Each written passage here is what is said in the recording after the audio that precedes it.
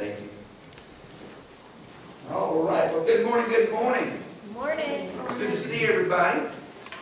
We are going to be in Mark chapter 13. If you have your Bible, you'd be turning to Mark chapter 13. And by the way, I got an invitation. I was proud of that. But Mark 13 is where we're going to start off this morning. And we're going to actually be looking at two parts. I'm going to be taking a scripture, Jesus' words, an answer to a question from his disciples.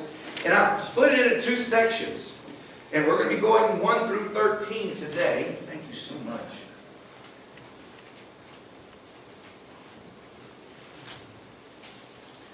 Y'all pray that I don't get this stuff that my kids have. It'd be great if I did. But Mark 13, 1 through 13. Let's go ahead and we'll read through this section, and then we'll get to teaching. Verse 1. Then as he went out of the temple, one of his disciples said to him, "Teacher, see what manner of stones and what buildings are here." And Jesus answered and said to him, "Do you see these great buildings? Not one stone shall be left upon another that shall not be thrown down." Now as he sat on the Mount of Olives opposite the temple, Peter, James, John, and Andrew asked him privately, "Tell us, when will these things be, and what will be the sign when all these things will be fulfilled?" And Jesus answering them began to say, "Take heed that no one deceive you, for many will come in my name, saying, 'I am he,' and will deceive many. But when you hear of wars and rumors of wars, do not be troubled, for such things must happen. But the end is not yet. For nations will rise against nation, and kingdom against kingdom. And there will be earthquakes in various places, and there will be famines and troubles. These are the beginnings of sorrows. But watch out for yourselves, for they will deliver you up into councils, and you will be beaten in the synagogues. You will be brought before rulers and kings for my sake, for a testimony to them. And the gospel must first be preached to all the nations. But when they arrest you and deliver you up, do not worry beforehand, or premeditate what you will speak. But whatever is given you in that hour, speak that. For it is not you who speak, but the Holy Spirit. Now brother will betray brother to death, and a father his child. And children will rise up against parents and cause them to be put to death. And you will be hated by all for my name's sake. But he who endures to the end shall be saved." Let's pray. Lord God, I ask that you open up your word to our hearts, Lord. Dear God, that you teach us, that you show us what you are saying here. Help us to understand what Jesus means and says. In Jesus' name I pray. Amen. Amen. All right.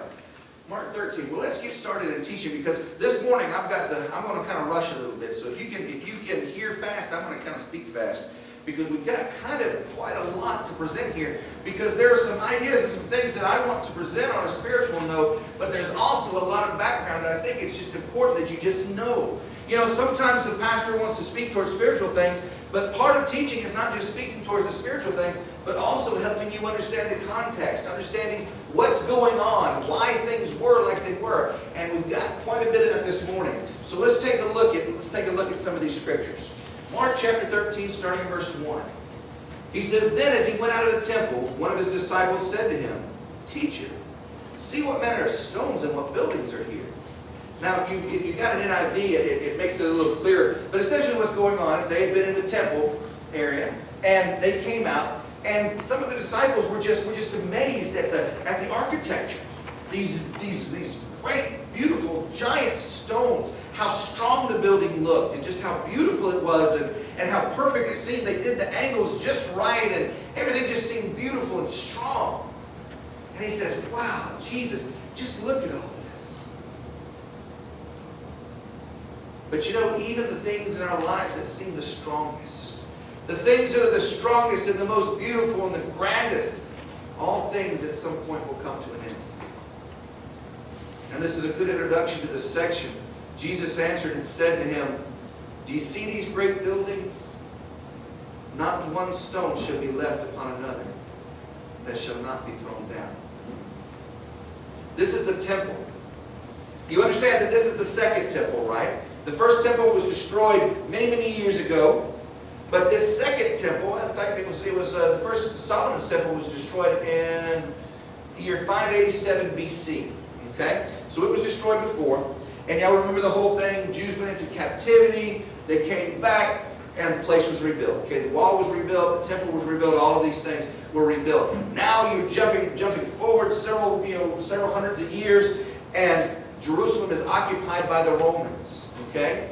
The temple is still there. The Romans typically, when they came in, they did not just destroy everything. They would come in, take control, and then say to the people, okay, you'll still have a little bit of your lifestyle. You keep your lifestyle, you keep your traditions, you keep all of this intact. Just make sure that when we say something, you do what we say, and make sure that you give us your taxes and all the things that are due. You honor us as Rome. Okay? So this is where they were at the time. So the temple was there. It was built strong. It should have been the place that people put more of their effort in than anywhere else. The angles, the way that things were mortared together, the size of the bricks, everything, it was built to last. It was built strong. It was built to the best of their ability because this was God's house. And they were looking and saying, oh, how beautiful, how strong. And I'm sure in their minds, a building like that's got to last forever. But Jesus says, no. You see all of this? Not one stone shall be left upon another. All will be thrown down. Now, what happened after Jesus' time?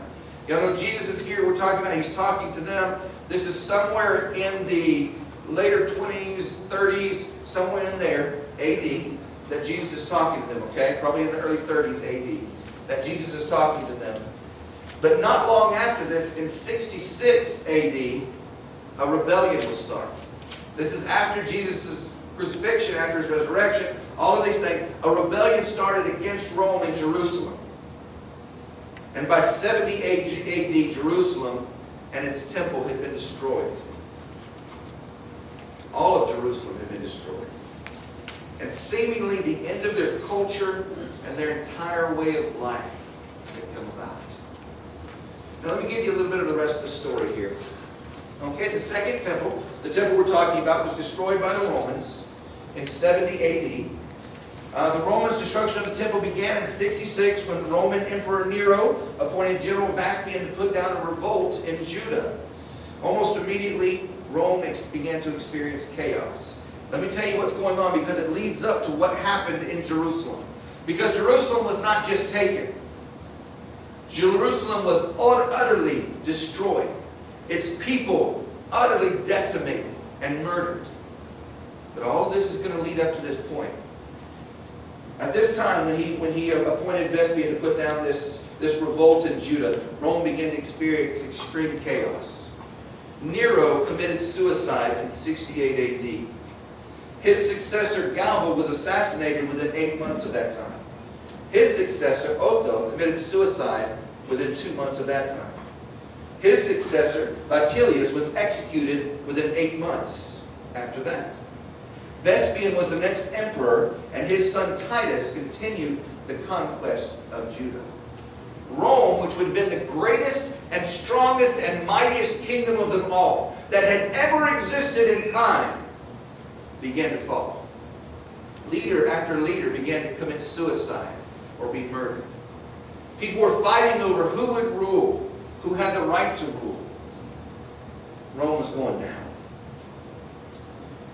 Now Vespasian, when he came into rule, he sent Titus to overcome this rebellion in Judah. Titus, after getting the rebellion around it, finally ended up at Jerusalem, and he surrounded Jerusalem, and he starved the inhabitants for many months. Many, many months. And I'm going to let you go back and read some of that history, because there was a lot of things that happened during those months that were just amazing. But I'm going to just let you go back and study that on your own. What happened when Titus surrounded and besieged Jerusalem? Read about that when you get a chance. But they surrounded Jerusalem and began to starve the people. Titus ordered the Jewish dissenters from Jerusalem to be crucified around the wall. So those that came out and said, hey, no, I'm not a rebel. I just want to leave. I just want out of this. They were all taken and they were put in crucified and stuck all around the city walls for everyone else to see. At this time, Rome was in such confusion. Its leaders and its men and everybody was so confused about what was going on, and they were so angry because this all happened around this Jewish revolt. It was probably the fault of these Jewish people and their God, and they hated them for it. You can read Josephus and many of the other early historians, and they talk about the hate that the Roman army... Normally the Roman army would go into a place and they would destroy it, but they didn't hate the people. But there was an utter hatred for these people. It seemed like all their problems they blamed on Jerusalem and on the God of Jerusalem. By the end of July, around 70 AD, the Roman army broke through the walls. Jerusalem was completely conquered by September 8th, 70 AD. Historian Josephus recorded that over 1 million Jews were killed in this siege. Can you conceive of that? 1 million. According to historian Eusebius, Romans hunted down and killed all the descendants of the royal line of David. Killed every one. The Jewish temple was so completely destroyed that only the foundation stones of the Temple Mount were left, which are now the bottom rows of what we call the Wailing Wall. Not one stone was left on top of another. The Jewish temple treasures were carried off to Rome and were actually used to finance the building of Rome's great Colosseum. You don't know that, what the Colosseum is, don't you? That's where later on many Christians died. After all this, the Jewish nation was so utterly destroyed that in the coming years they left and began to spread out all over the world. You know, a lot of people have questions. You know, why is there so much turmoil over this land? Why is it that the Muslim people say this is their land, but the Jewish people say this is their land? All this controversy, all this stuff that's still going on today, where did that come from? Well, it started right here. Well, the problem between the peoples started a long ago with Abraham. Remember, Abraham had Isaac, but he also had Ishmael. Ishmael is the father of the Arab people. So from the very start, under Abraham began this problem between the Jewish people and the Arab peoples. But where did the fight over the land come? It came from here. Because Rome so utterly destroyed them. Rome did such a horrid thing to the city and to the people. Let's see, there were other statistics. Let me see if I can see some of these. Yes, the next slide up there. Listen to some of this stuff. During the first Jewish-Roman war, Josephus estimated that there were as many as 1,100,000 who were killed in the war. Josephus also wrote that 97,000 Jews were also sold into slavery all over the world. After the Roman victory over the Jews, as many as 115,880 dead bodies were carried out through one gate between the months of Nisan and Tammuz. That's a 3-month period. That many bodies after the conquest. Jerusalem's population during the final Roman siege of Jerusalem in 70 was been vicariously estimated to be around 60 to 70,000 by Levine in 2002. New Testament scholars council noted that recent estimates of the population of Jerusalem suggested something in the neighborhood of 100,000. And a minimalist view, after all was said and done, is taken by Hill of Geneva, who estimates that from archaeological evidence that the population of Jerusalem of 470 CE destruction was around 20,000. So we're talking about what was the population of Jerusalem at the time? Well, Josephus said that there were 1,100,000 killed. There were 97,000 sold into slavery. And when all is said and done, there was probably under 20,000 left alive.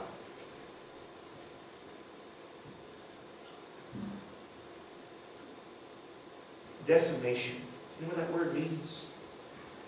We're not talking about a city being overrun.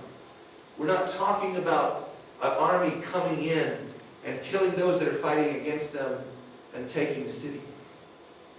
Josephus writes, He writes about the attitude of the Roman soldiers, that they blamed these Jews and this Jewish God for all the things that were going on, all the confusion in their ranks, all the confusion in Rome. And in fact, the leaders tried to hold the soldiers back. But the soldiers, it seemed, had this hatred. It was almost as if they were possessed, Josephus says. It was almost as if they were possessed, and they rushed into the city, and they began slaughtering people right and left, men, women, children. It didn't matter. And they began to, even if they would take something, when they came to the temple, even some of them were saying, no, no, we surrender, we surrender. And they went in and slaughtered everyone in there and began to burn the temple and destroy the temple. It said that the soldiers were slamming the walls, were destroying it and burning what didn't need to be burned. They were decimating the city.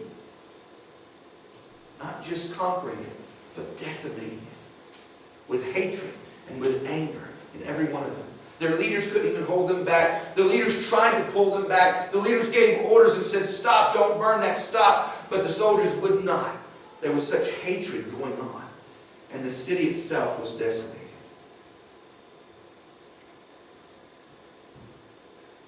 So all of this, the Jewish nation was utterly destroyed. And in the coming years, they left and began to spread out all over the world.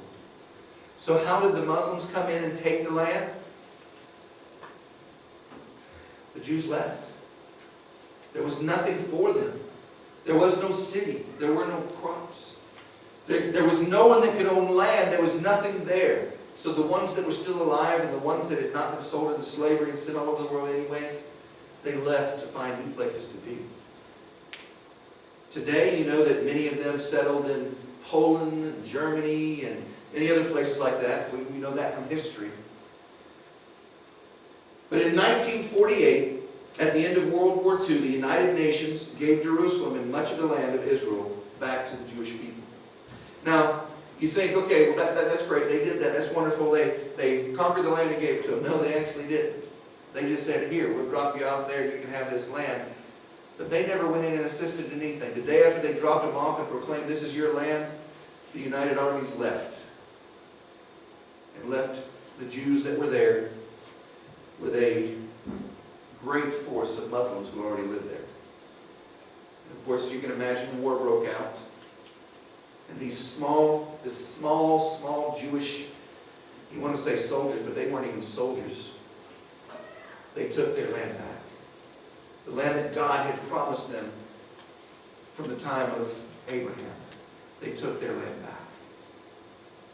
And that's why we still have all of this controversy over who owns the land. Those who had taken the land did not agree, of course, that it was to be given back to them, so they began to fight.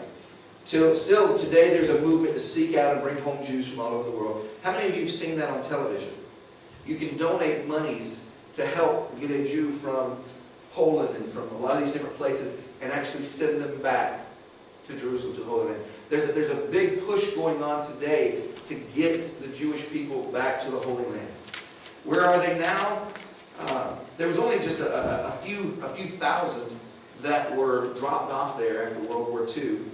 But in 2015, the makeup of the Jerusalem state had 524,700 Jewish people, 300 Muslims, 12,400 Christians, to a total of 857,800 people in the Jewish city of Jerusalem. And that was in 2015. They're continuing to grow, they're continuing to bring in the Jewish people again and try to restart their culture. But understand what was going on. When something like that happens, when things are decimated like that, it's not like, well, life goes on, we'll just have to pick up pieces and go on. No, everything was gone. Their entire way of worship, their entire culture, everything was gone. There were no more Jewish people. There was no more Jewish religion. Though they kept it in their heart, but there was no formal religion. Everything was completely decimated and completely gone.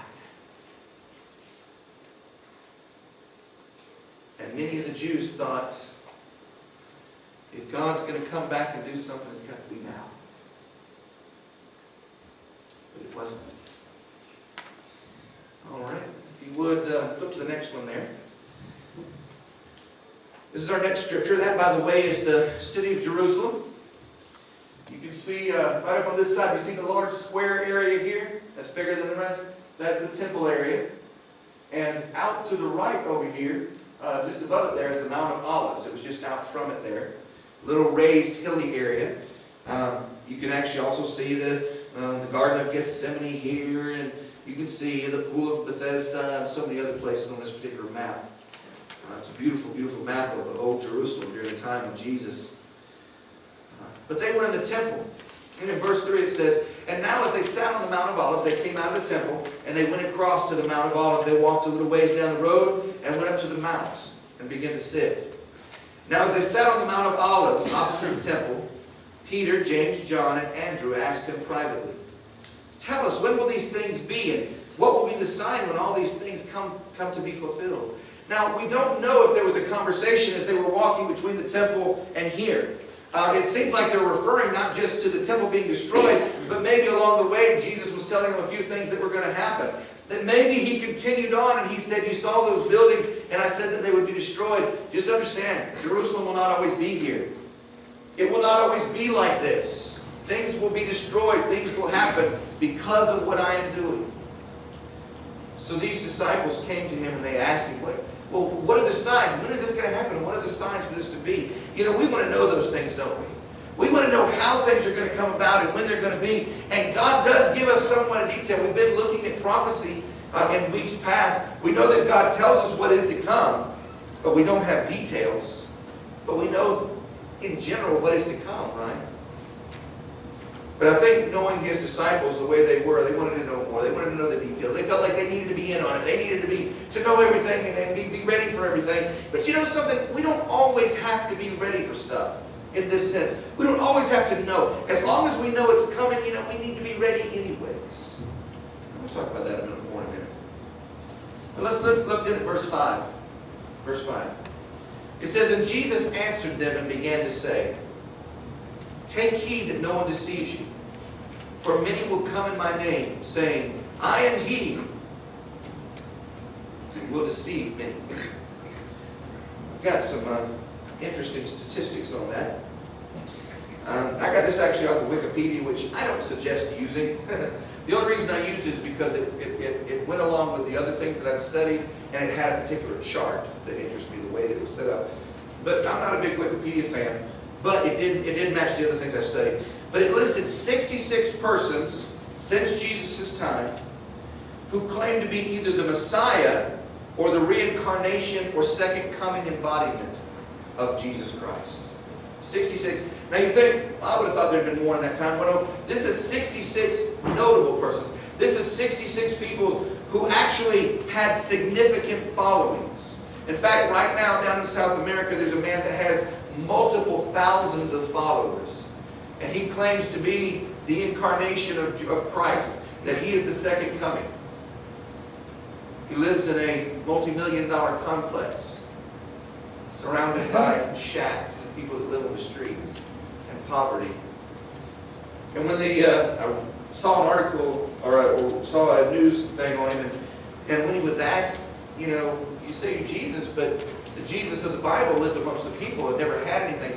Yet you live lavishly and you have all of this stuff, and there are people outside there dying. And he said, that's just God's will that I live this way. He said, if people don't like it, sorry, it's just God's will. That he lives in this multi-million-dollar place with manicured gardens and imported grass and all of these things.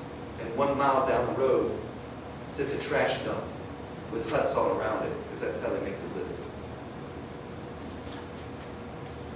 66 persons who had significant followings since the time of Christ that said they were either Messiah and Jesus was not, or that they are the reincarnation of Jesus on earth. They will claim that they've overcome sin. They will claim all kinds of things. But my friends, the Messiah has already come. Jesus has already come. There is no coming Messiah. Now, there is the second coming of Jesus Christ, but now he is not a coming Messiah coming to save us. He is coming as a ruler and a king when he comes, my friends. When that second time comes, he will light on earth. Those of us that have gone before will be here with him, and he will establish his kingdom, and he will rule and he will reign on earth for 1,000 years when he comes back again. And it will not be in one area of South America or in the middle of India somewhere or anywhere else. It will be of the entire world. Where he sits down, I don't know, but he will rule the entire world, not just an area. Now it goes on to say, but when you hear of wars and rumors of wars, do not be troubled, for such things must happen. But the end is not yet. For nation will rise against nation and kingdom against kingdom. Since Jesus' time, there have been 129 notable wars. Notable wars. What I mean by that is, there are many skirmishes, there are many rebellions, there are many other things that have occurred. But full-blown war, notable war, where a significant number of people have been killed, there's been 129 of them since Jesus' time. It goes on, and there will be earthquakes in various places, and there will be famines and troubles.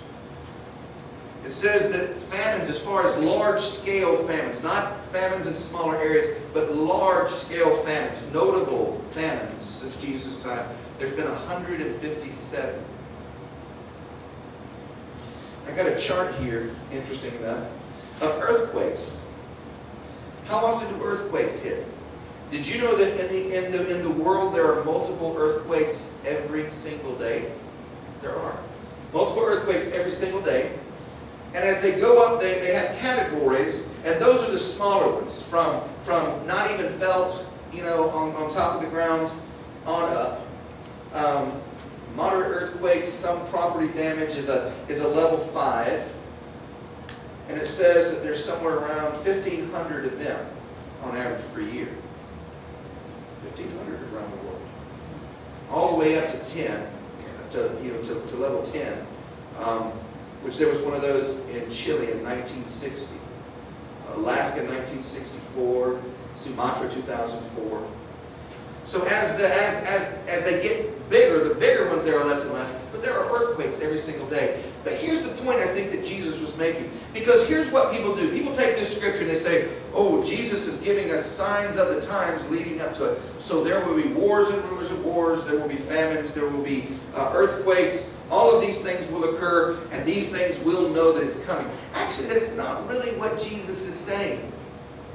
He's not giving us a list of things leading up to the time of the second coming or when the end times tribulation is going to come. He's actually not doing that. What he's saying here is he's saying these things are going to happen. There are going to be wars, many wars. My friends, how many of you understand? Some of you are older. Some of you remember some of the things during the Vietnam War. I remember some of the smaller skirmishes and wars, in Iraq and Iran and some of those. I don't think